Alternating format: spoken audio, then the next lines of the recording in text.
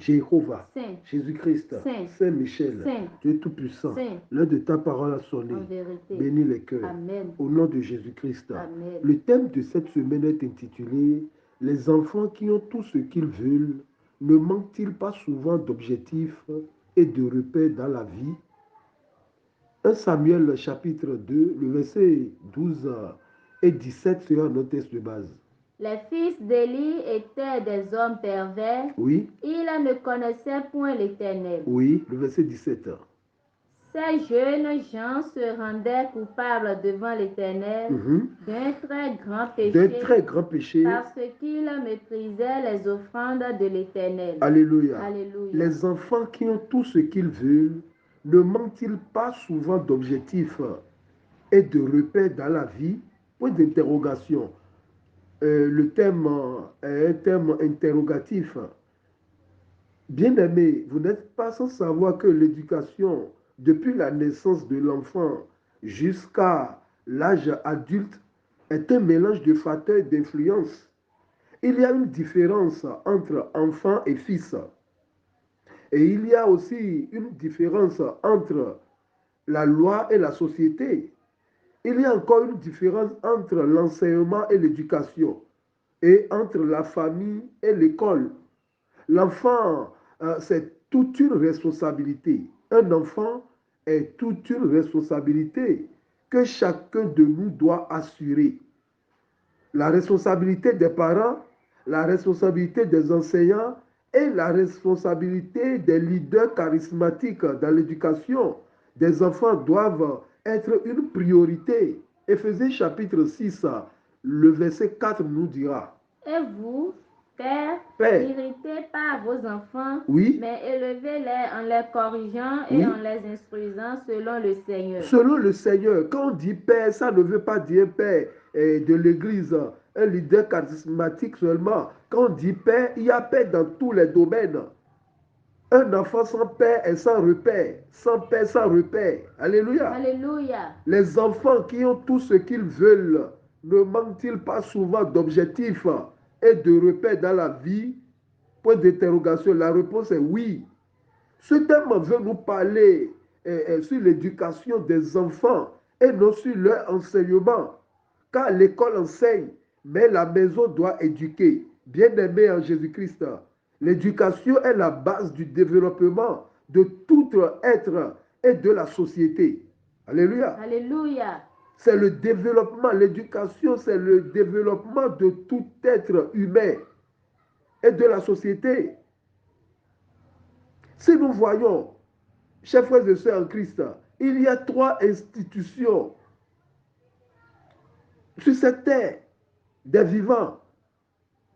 La première, les parents, c'est-à-dire la famille. Deuxièmement, l'enseignement, c'est-à-dire l'école. Troisièmement, les leaders charismatiques, c'est-à-dire l'Église. Voilà les 3 facteurs. La famille, l'école et l'Église. Les parents, les enseignants et les leaders charismatiques. Alléluia. Alléluia. La première institution que Dieu a mise en place, c'est la famille. Genèse chapitre 2, le verset 24. C'est pourquoi l'homme quittera son père et sa mère, Oui, et s'attachera à sa femme, oui. et ils deviendront une seule chair. Voilà la première institution. L'homme quittera son père et sa mère. Dieu a institué la famille. Dieu éduque les enfants à travers les pères. Dieu éduque les enfants à travers le père et la mère. Car le premier modèle d'un enfant n'est pas son Dieu, mais son père. Je parle d'enfant, je ne parle pas de fils. Et c'est au père maintenant d'enseigner aux enfants la voie de Dieu. Proverbe chapitre 22, le verset 6. Instruis l'enfant selon la voie qu'il doit suivre. Oui. Et quand il Et quand il sera vieux, il s'en détournera pas. il ne s'en détournera pas. Psaume chapitre 11, le verset 17 aussi dira. Oh Dieu, tu m'as instruit David disait, oh Dieu, tu m'as instruit dès ma jeunesse. Oui. Et jusqu'à présent, oui. J'annonce tes merveilles. Waouh! Si Dieu ne l'avait pas instruit, nous devons instruire nos enfants. Ces trois institutions, c'est-à-dire les parents, les enseignants et les leaders charismatiques, doivent jouer un rôle primordial dans l'union et dans l'unité. Alléluia. Alléluia. Si ces trois institutions jouent leur rôle sur les enfants ne manqueront pas d'objectivité lorsqu'ils seront grands. Surtout, les parents ont beaucoup de responsabilités. Je répète, les parents ont beaucoup de responsabilités. Proverbe chapitre 1, le verset 8. Écoute, mon fils, Oui. l'instruction de ton père, Oui. et ne rejette pas l'enseignement de ta mère. Il n'a pas dit écoute l'instruction de tes enseignants, mais de ton père. Et ne rejette pas quoi? Et ne rejette pas l'enseignement de ta mère. Voilà. Alléluia. Alléluia. Alléluia. Alléluia. Alléluia. Alléluia. Être parent reste le seul métier qui ne s'enseigne pas. Non. On peut t'enseigner la mécanique, la menuiserie, tu peux être couturier, on peut t'enseigner maçonnerie, mais le seul métier qu'on n'enseigne pas, c'est être parent. Alléluia. Alléluia. Ça ne s'enseigne pas. Quel que soit l'âge d'un père ou d'une mère, ils sont fils devant Dieu. Nous devons comprendre ça. Avant que le père n'enseigne son enfant, n'éduque son enfant, lui aussi doit recevoir d'abord l'enseignement de Dieu. Raison pour laquelle les parents doivent être instruits par Dieu. On ne devient pas père ou mère en donnant naissance à un enfant. Non, on devient père ou mère en écoutant Dieu. Proverbe 8, le verset 33. Écoutez l'instruction Oui. pour devenir sage. Oui. Ne la rejetez pas. Ne la rejetez pas. Écoutez l'instruction. On ne va pas à l'école pour devenir sage. Pour devenir sage. On ne va pas à l'extérieur pour devenir sage. On écoute Dieu pour devenir sage. On ne paye pas des médicaments pour devenir sage, mais on écoute Dieu. Écoutez la voix de Dieu et devenez sage. Alléluia. Alléluia. Pour comprendre que même Dieu, qui est notre Père, ne donne pas aux enfants que nous sommes tout ce qui nous manque. Non, c'est ça la sagesse. On doit écouter Dieu parce que c'est lui notre Dieu. Il est notre Père. Jésus-Christ a dit, dites notre Père qui est aux cieux, donne-nous le pain quotidien. Il n'a pas dit, donne-nous l'argent pour aller payer le pain quotidien. Non. Pour d'autres, il ne donnera jamais l'argent, mais il va donner le pain. Alléluia. Alléluia. Nous devons écouter Dieu pour comprendre que même il est notre Père, lui qui est notre Père, ne nous donne pas, en tant qu'enfants que nous sommes, ne nous donne pas ce qui nous manque. Alléluia. Alléluia. Mais il nous donne de quoi on a besoin. Il ne nous donne pas tout ce qu'on lui demande. Non, il ne nous donne pas tout ce que nous demandons. Mais Dieu nous enseigne de donner à nos enfants ce qu'ils ont besoin et non de ce qu'ils demandent sans avoir besoin. Alléluia. Alléluia. Et c'est ce que Dieu fait avec nous. Dieu ne donne pas à ses enfants tout ce que nous demandons. Non, mais il nous donne tout ce que nous avons besoin. Alléluia. Alléluia. Il nous donne nos besoins. Écoutez, un enfant a besoin d'aller à l'école. Un enfant a besoin d'être soigné. Un enfant a besoin des cadeaux pour l'encourager. Colossiens chapitre 3, le verset 21. Père, n'irritez pas vos enfants, oui, de peur qu'ils ne se découragent. Voilà, on peut encourager un enfant en lui donnant des cadeaux pour qu'il ne décourage pas. Mais cela ne signifie pas qu'il faut lui donner tout ce qu'il désire. Non. L'essentiel est de privilégier des moments de qualité avec son enfant pour donner du sens à l'échange de cadeaux. Oui, on peut faire sortir un enfant, aller aux plages, restaurant, manger une fois en passant. Mais ce n'est pas parce que l'enfant demande pourtant, on doit donner pourtant. L'enfant demande Internet, on va donner Internet. Non, un enfant a besoin de la nourriture. Et Dieu même est conscient. Luc chapitre 11, le verset 11 à 13. Quel est parmi vous le père qui donnera une pierre oui, à son fils oui, s'il lui demande du pain, ou s'il demande un poisson, Lui donnera-t-il un serpent au lieu d'un poisson? Ou s'il demande un œuf, lui donnera-t-il un scorpion? Oui. Si donc, méchant comme vous l'êtes, Oui. vous savez donner de bonnes choses à vos enfants, à combien plus forte raison le Père Céleste donnera-t-il le Saint-Esprit à ceux qui le lui demandent? Voilà, vous voyez, tout ce que Jésus a cité là, c'est la nourriture. Parce qu'en tant qu'un enfant, on a besoin de la nourriture. Il a parlé du Père. S'il lui demande du Père, ou s'il lui demande un poisson, ou s'il lui demande un serpent, un œuf. Donc il a parlé du pain, poisson et œuf. C'est la nourriture. Dieu est conscient que nous avons besoin de nourriture, mais les restes que nous courons derrière, il va nous donner au moment opportun.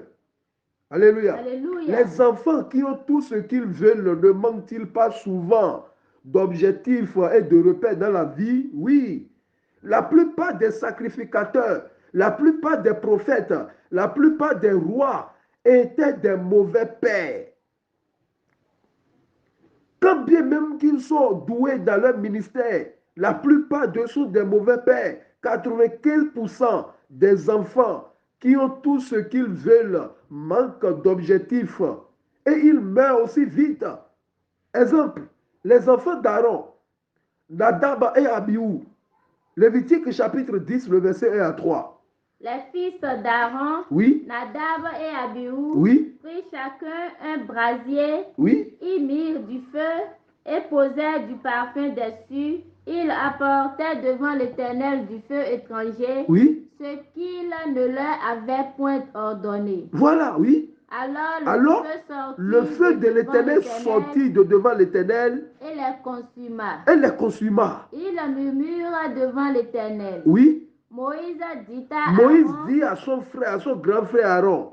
C'est ce que l'Éternel a déclaré lorsqu'il a dit, je serai sanctifié par ceux qui s'approchent de moi et je serai glorifié en présence de tout le peuple. Voilà. Aaron garda le silence. C'est ça. C'est ça. Mais la mort de ces enfants montre que Dieu n'a pas de chouchou. La mort de ces enfants, alléluia. Alléluia. La mort de ces enfants montre que ils ne sont pas éduqués, ils n'ont pas reçu une bonne éducation, une éducation adéquate, mais ils veulent servir Dieu. On veut servir Dieu sans éducation. Non, nos pères, un père doit éduquer son enfant. On ne vient pas à l'église, on crie n'importe comment, on fait de tapant, on fait de bruit. Non. Regardez, un autre exemple, les enfants d'Élie, Ophni et Phiné, 1 Samuel chapitre 2, texte du jour, le verset 12. Les fils d'Élie étaient des hommes pervers. Ils étaient les fils d'Élie. Quel Élie? Élie sacrificateur. Comment lui l'a fait pour redresser d'autres maisons? Mais ces enfants sont des pervers, oui. Ils ne connaissaient point l'Éternel. Mais leur père connaît l'Éternel. Mais eux, ils ne connaissent pas l'Éternel. Ils ne connaissaient pas l'Éternel. Ils ne connaissaient pas. 1 Samuel 4, le verset 11.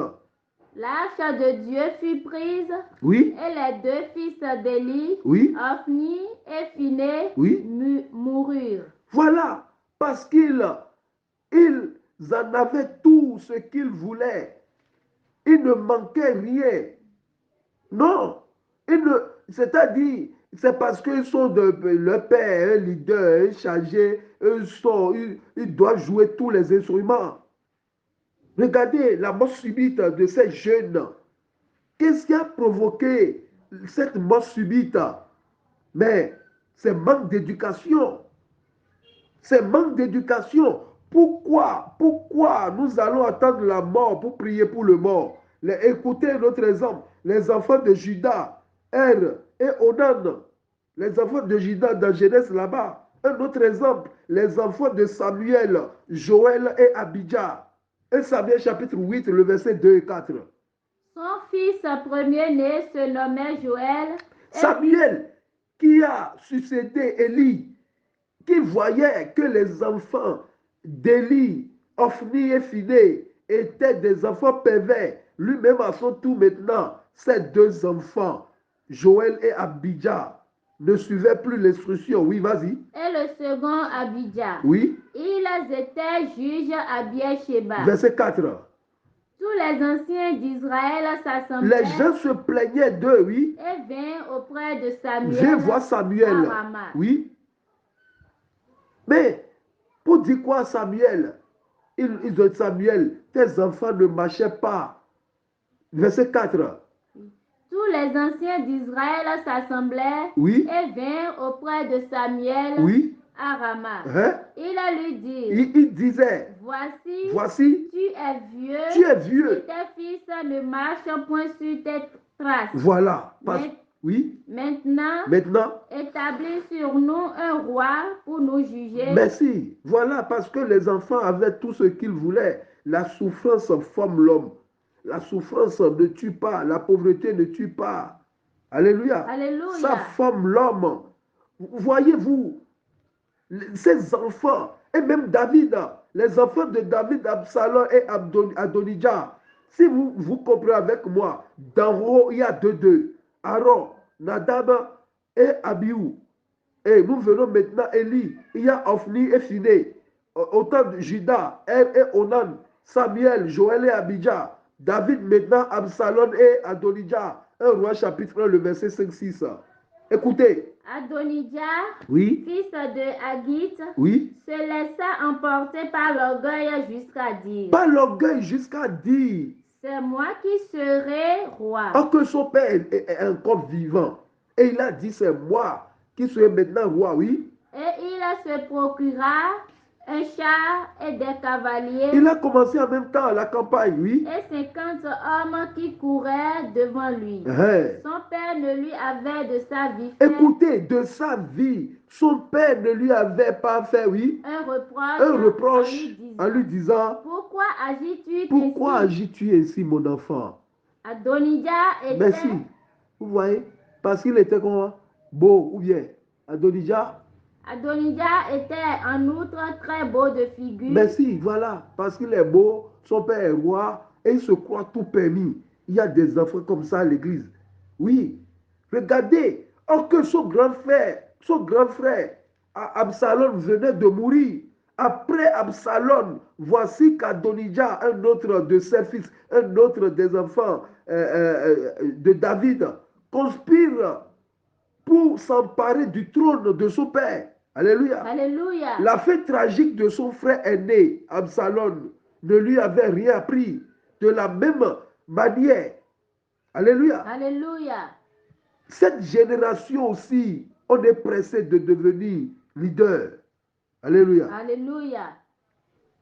Nous devons comprendre, son père ne l'ayant jamais repris ni contrarié, Adonijah, depuis sa plus petite enfance, avait toujours fait ce qu'il a voulu, avait toujours fait tout ce qu'il avait voulu.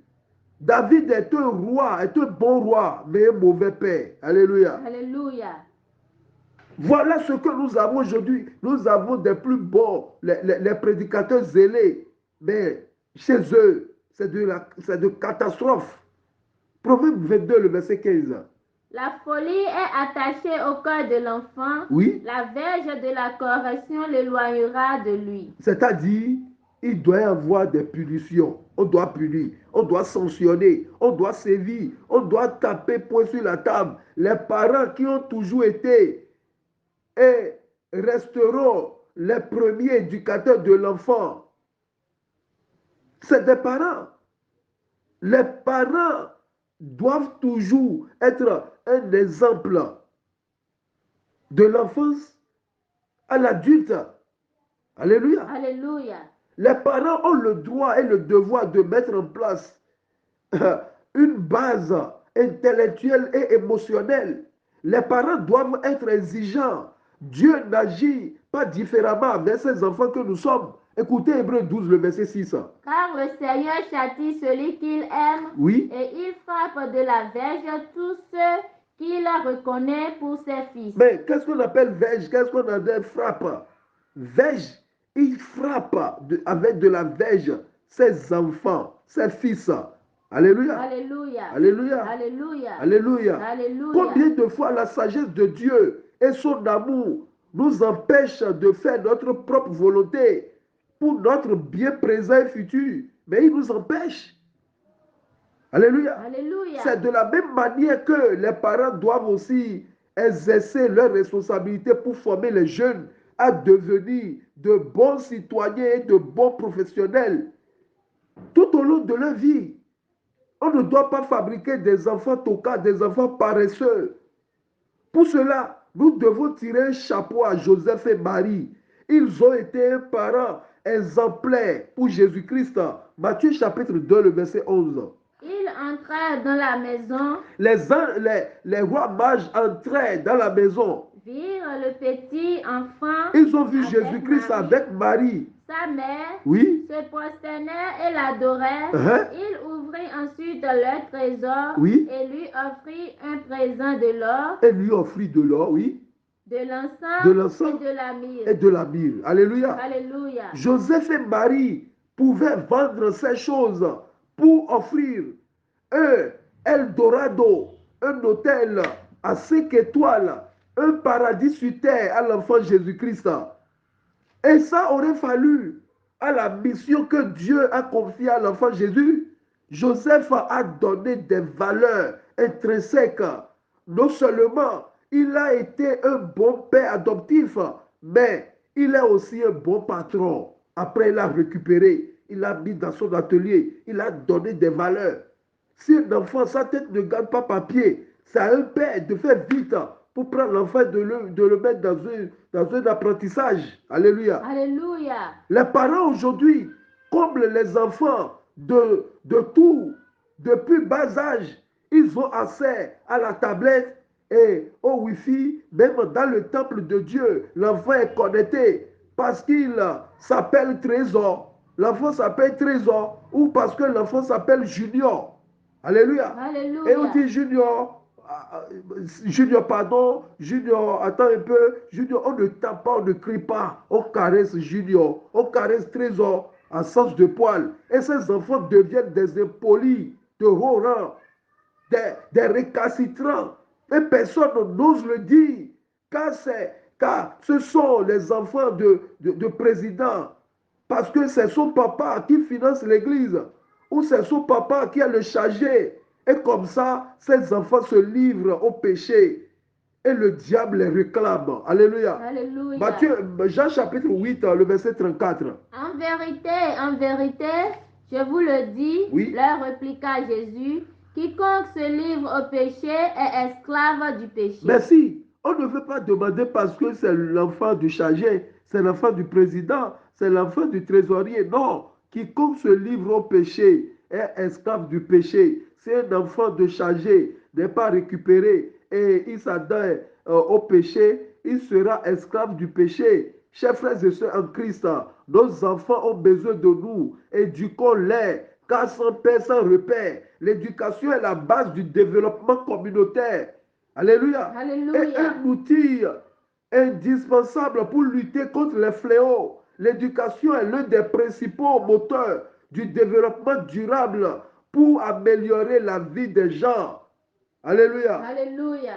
Le thème nous dit, les enfants qui ont tout ce qu'ils veulent, ne manquent-ils pas souvent d'objectifs et de repères dans la vie? Oui. Les cadeaux font-ils vraiment le bonheur des enfants? Non.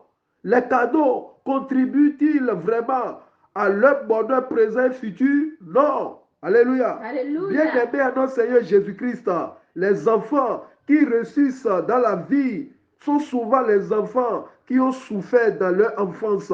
Alléluia. Alléluia. Parce que leur enfance a été douloureuse, ils ont appris quelque chose de leur souffrance. Soyez bénis. Amen. Au nom de notre Seigneur Jésus-Christ, Jéhovah, Jésus-Christ, Saint-Michel, Dieu Tout-Puissant. Ta parole vient d'être libérée. Seigneur, enseigne-nous, éduque-nous, éduque nos enfants, au nom et à l'amour de notre Seigneur Jésus-Christ. Amen, amen, amen, au nom de notre Seigneur Jésus-Christ. Alléluia, alléluia, alléluia, alléluia, alléluia, alléluia. Alléluia.